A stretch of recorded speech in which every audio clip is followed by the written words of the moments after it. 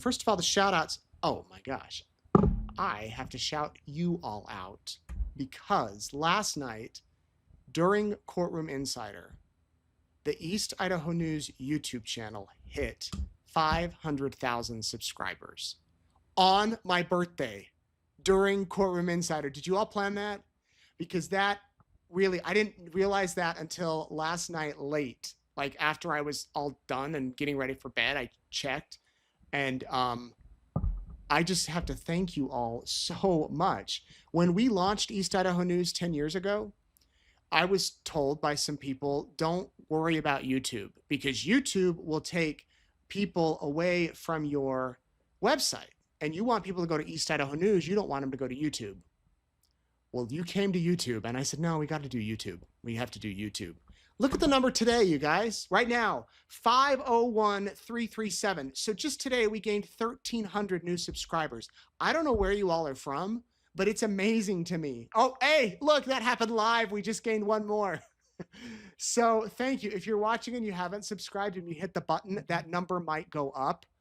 And I just ask you 500,000 thanks. Look, it just went up to 340. I told Peggy and my team at work that I think when this trial's over and I'm back in Idaho Falls, we need to do like an ultimate t-shirt special for just the YouTube people. Something like a sale or a promotion or something and give away stuff. And anyway, just to thank you all. And the numbers keep coming in. And again, I can't thank you enough for supporting East Idaho News. You all get the biggest shout out that I can say. So just thank you, thank you, thank you. Annie Carty from Glasgow, Scotland. Annie, thanks for watching. Emily, Rebecca, Amy May, Paul Sorensen, Sandra Hill, Lori Armstrong, Kokomo, Cindy Johnson, Teresa Baker, and Mike Perkins. Thank you all so much. I have one other shout out. Somebody was kind enough to send me something last night, and I want to thank them. I need to find it in my email. Here we go. From Linda Whiteside. Thank you very much, Linda, for your gift, and I appreciate it very much. All right, here we go with the cities you're watching from. Boston, Southwest. I got to put this on you guys because these numbers just keep climbing. Here, we'll do a double box. I'll be in the bottom or the top or over here. What do you like? I'll be over here. Look at those numbers. That's crazy. We have Boston, Southwest France, wish I knew French, Norway. My dad lived in Norway, and my mom and dad actually went back to Norway a year or two ago to explore. Sweden, South Africa, Western Australia, Finland, Denmark, Portugal, Scotland, UK, London. We need to do a map from where you're all watching from. Thank you all very much for watching and your support. Okay, Glenn, why is Lori allowed to ask questions to the witness that was not brought up by the prosecution? In Idaho cases, if she tried that, the prosecution would object to it as to not being in the scope. Good question, Glenn. It's possible that they set some conditions to save her recalling the same witnesses. So if Lori, they might be like, you know what, if she's going to ask her questions, let's just get them out of the way now because she could potentially on the defense recall them and then ask these questions. Or it's possible the prosecution is saying, let's see where she's going to go. Let's figure out what she's doing. It's kind of Rachel Smith told us this, the special prosecutor. It's kind of this fine line to walk, jumping in versus letting her talk. So I think that's kind of where they're going. But yeah, you can technically say that she's beyond the scope. And Lori, well, wait, didn't Lori object? Yeah, Lori did object the other day to questions being beyond the scope on redirect. And the judge let the questioning continue to happen, but then he did give Lori a chance to say, you know what, if you want to get up and ask further questions, you can. Ashley, will the prosecutor be allowed to bring up Alex's prior attacks on Lori's other husband, Joseph Ryan, before she met Chad? No, and they weren't allowed in Idaho either, at least not that I know of. Again, it's the same reason why they can't bring up, well, actually, this was Alex. I don't know if Alex isn't on trial here. So unless Lori somehow orchestrated that and was maybe found guilty of a crime, which she has not been, I don't know how relevant it would be into this trial. What happens if the jury thinks that Lori is insane? Then what happens? Angie says.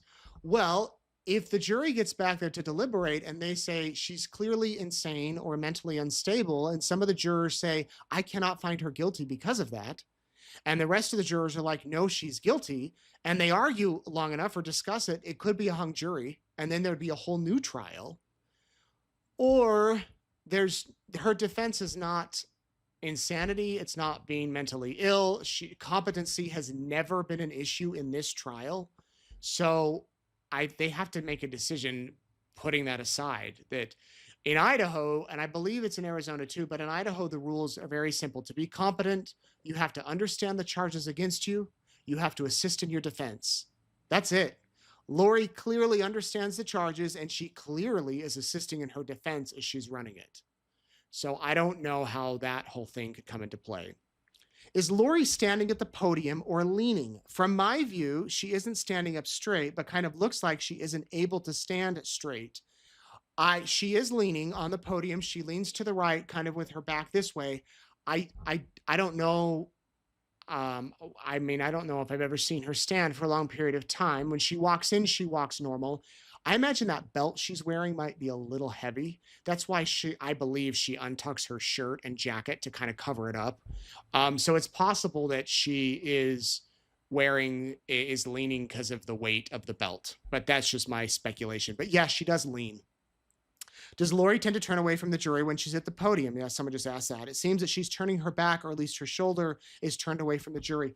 What she does is, it's kind of like, I don't know if you can see, it's kind of like she's got her notebook and she's kind of like leaning this way, taking notes, looking up, taking notes, and the jury's here. I guess she could shift to the other side and face the jury more. I haven't seen her face the jury much, even when the other witnesses are on the stand or the prosecution's talking, but she could potentially do that. Was the baseball bat tested for blood? There was no blood on the bat. Annie asks. We were told that there wasn't any, but it was tested for DNA. We don't know the results of that DNA, and it sounds like they were inconclusive if it was, because it hasn't been brought into the trial. The only sort of evidence or real solid testimony we've heard about the bat was the prints, the 2 prints that were on it from a thumb or a finger, and those were inconclusive as far as who they were. Are the questions that the jury asking, but the judge is not making public? Well, the judge made a few of them public today. We just talked about that, obviously, but on the others, no, we won't know. I guess maybe when the trial's over, you could request a reporter's transcript of the trial, and they might be in there, unless the judge seals it, but I don't think he would. Danae asks if Adam Cox attended any of Lori's other trials. If he did, I'll just tell you, he didn't. He hasn't. And he only came the one day to testify, and that was it. At the time of Charles's death, did he know about Chad? Liz asked. Yes, he did. In fact, he had confronted Lori within the previous weeks about the email, the fake email he got, pretending to be Chad, saying, hey, I want to come out and write your biography. Or wait, no. Charles sent the email allegedly to Chad saying, I want you to come to Texas and write my biography, and it'll be awesome, and you're such a great writer. And then Chad probably told his wife, and then Chad went out to Texas, Texas or Houston. Sorry, Phoenix. Sorry, I'm looking out my window and there's a lot of police lights going down the street. What's going on? I don't hear sirens. I just see lights. I'll have to go investigate when we're done. And if it's something big, I'll go live. You can come with me. Yes, he did know about the affair. And he had confronted Lori about it, and she denied it and said, Tammy's my friend and Chad's my friend, and leave us alone. Do you think Dina says, do you think Tylee was told what to say at the police station regarding Charles coming at them with the bat? Otherwise, why would she go along with that story? Well, it's possible it happened. It's possible they set up Charles. I don't know if Charles would chase around the house with a bat trying to get his phone. But I don't know. It would be fascinating to hear Tylee's version of events. Why do you think Chad was never charged with conspiracy in Charles's murder? Good question. They did investigate, and the prosecutor came out years ago and said, we don't believe there is enough evidence that a jury would find him guilty. He was just far enough removed to not be tried. It wasn't strong enough. It wasn't solid enough. But could you imagine if it was, and we had another Daybell trial here for Chad? Is anyone in touch with Chad on death row? Is he aware of Lori representing herself? I'm told he is aware of that Lori's representing herself, and he is in touch with his family. Excuse me. Sissy asked, did Lori look at the autopsy photos? She did.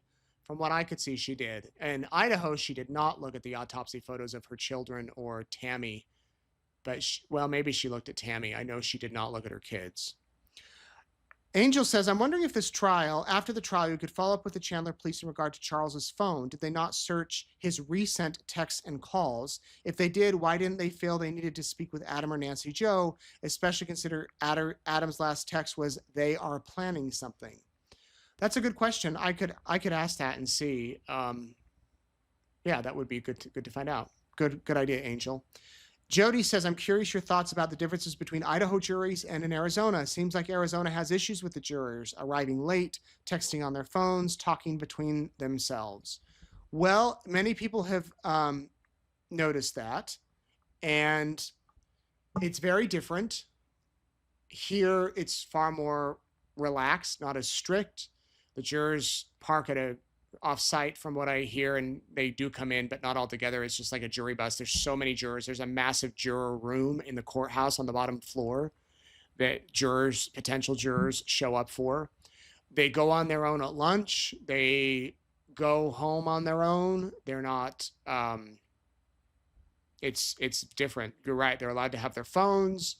They go buy their own lunch. The one other thing too, the judge will say, remember that admonition to avoid media and avoid talking about it. But Judge Boyce would be very firm with the jurors and say, I want to remind you not to talk about it, especially before a weekend. And then before they arrived, they would all sign the admonition that they had not consumed any media or things like that. So it's different. I think if it was, I mean, this one's pretty high profile. I did hear that the Jodi Arias case, they did kind of keep them together and had security with them. But you have to really be careful because you see the jurors out and about. We walk out of the courtroom and then all the jurors walk out. So you can't be talking about stuff or they could hear it and they have to report it. I was recording a little audio interview today with Dateline, which, by the way, on their weekly show on Thursday, that will be coming out, just kind of an update on the case. And a juror was walking by to go to lunch. And I was far down from the courthouse and I had to stop and say, just a minute. I don't want him to overhear me. And then kept going. So there are definite differences in courtroom decorum. Also, the amount of deputies. In Idaho, there were like 5 or 6 deputies in the courtroom, and they would say, all rise for the jury, all rise for the judge. That's not how it is in Arizona. There's one deputy in there close to Lori, and the judge's assistant clerk, she's the one that says all rise. So yeah, it's quite different. And I just think that that's just how it is. And maybe because they have so many cases, I think I was told there was like 67 judges or something in Maricopa. Maybe it's 98. It's got to be more than that. I mean, there's just so many here. So, yeah, that could be the just differences. I have to say something before we go. I want to let you all know, especially if you're in Arizona, that sophisticated scammers are targeting potential jurors. I got this news tip today from Maricopa County. The Judicial Branch of Arizona and Maricopa County is warning residents of an ongoing nationwide jury scam. Listen up, you could be anywhere. Maricopa's getting the word out. It's defrauding people of thousands of dollars across the country, and it's affecting jurors in Maricopa County. Scammers place calls or send emails representing themselves as law enforcement, and they threaten fines, fees, and jail time for individuals who miss jury service. They say they missed jury service. They may also give people a fake law enforcement badge number and case number. Their motive is to create a sense of urgency and panic, pressuring people to respond quickly and provide personal information and money. The scammers typically demand payment via prepaid debit cards or even Bitcoin for missing jury duty. Ding, ding, ding, red flag. Don't fall for that. These scams have been happening for years. However, they're on the rise and becoming more sophisticated. The fraudsters are using real law enforcement identities and badge numbers. They also manipulate the caller ID to reflect an actual law enforcement agency. I've had this happen to me on my work phone at East Idaho News. It wasn't a jury scam, but it said Bonneville County Sheriff, and I picked it up, and it was not that. So if you miss jury duty, well, here's how you can remember 3 things. Courts don't ask for immediate payment over the phone or on email. They're not going to ask you to pay. They're not going to ask you to pay for Bitcoin. They're not going to ask you to go to Walgreens to pick up gift cards or flip-flops. If you need to go pick up flip-flops, don't get the gift card for the scammer. Only scammers will insist you pay with gift cards, a payment app, cryptocurrency, or wire transfer because you can't get it back. Courts do not ask for sensitive personal information over the phone like your social security number. Individuals who receive a call, if you get a call like this, hang up. Do not respond. Delete the email. Instead, write down the phone number, contact law enforcement or the jury office immediately. In Maricopa County, you can look it up online. Wherever you're at, call your local jury office and say, is this true? Did I really miss jury duty? If you did miss jury duty, you would get a notice through the mail and you would likely be asked to reschedule. And then fines would be given by a judge in a courtroom, not on Bitcoin. The court would then reach out asking you to call and set up a new date. So the court in Maricopa asked if I would share the word with you because this is such a big deal. I don't want any of you to get scammed. And I know when you get those things, they look real. I got to tell you, I'm in news. I cover scams all the time. I went to Adele with my wife. No. I went to Vegas with my wife 2 years ago to see Ed Sheeran. 2 hours before the show, he canceled. So we're like, oh, because of a stage issue. So we're like, what are we going to do? Well, what else is happening in town? We pull up our phone.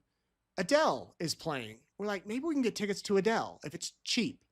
We go down to Caesar's Palace where she's performing.